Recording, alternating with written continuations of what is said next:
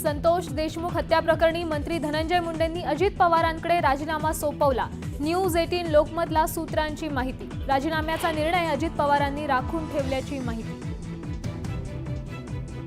संतोष देशमुख हत्या प्रकरणात 3 आरोपींची 18 तारखेपर्यंत पोलीस कोठडीत रवानगी, तर खंडणीच्या गुन्ह्यात विष्णू चाटेला 10 तारखेपर्यंत पोलीस कोठडी।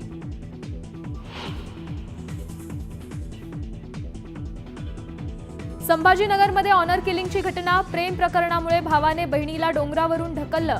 200 फूट खोल दरीत पडल्यामुळे 17 वर्षीय मुलीचा मृत्यू।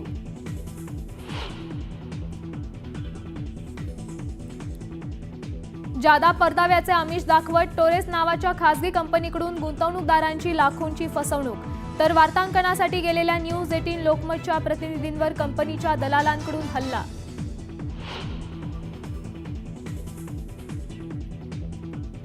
छत्तीसगडच्या बिजापूरमध्ये मोठा माओवादी हल्ला। आयडी ब्लास्टरने जवानांचं वाहन उडवलं। हल्ल्यात 9 जवान शहीद तर अनेक जण जखमी झाल्याची माहिती।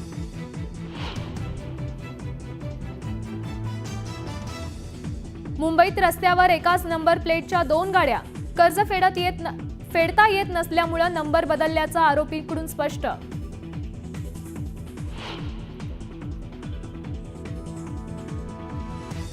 भारतात HMPVचा शिरकाव, 3 रुग्ण आढळल्यामुळे चिंता वाढली। आरोग्यमंत्री प्रकाश आंबेडकरांकडून गुरुवारी तातडीच्या बैठकीचं आयोजन।